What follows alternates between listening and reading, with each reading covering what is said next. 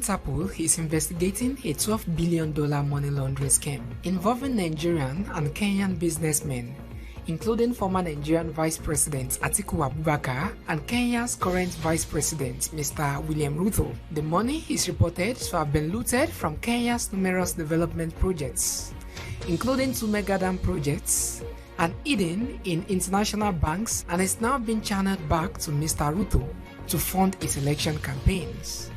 The international agency has flagged $2.5 billion, which has been transferred between Nigerian politicians and Kenya's banks linked to Mr. William Rutos under numerous businesses registered under Mr. William Rutos' wife and son's names.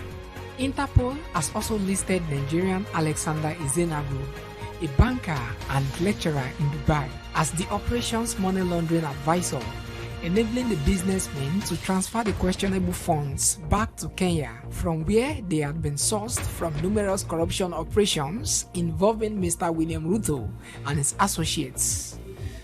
Kenyan authorities have already frozen $56 million, which has been transferred to Mr. William Rutos by Mr. Ezenagu through 2 banks, and which were traced back from a corruption scheme involving 2 mega dams and a fraudulent Italian company hired by Mr. Rutos to help steal the construction funds worth $2.8 billion for the construction of the Aro and Kimwara dams. The money Interpol has intercepted is also linked to several questionable businesses Mr. Rutos owns, including Koilel Farms, an exclusive ranch which received payments for non-existent animals sold to the government, and most profits are hidden abroad.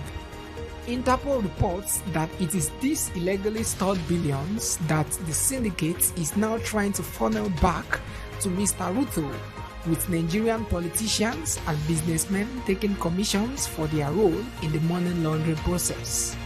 Both Mr. Ezenagu and former Vice President Abubakar are living in the Middle East, where the former Vice President fled to avoid arrest and prosecution for taking part in the corruption against Nigeria.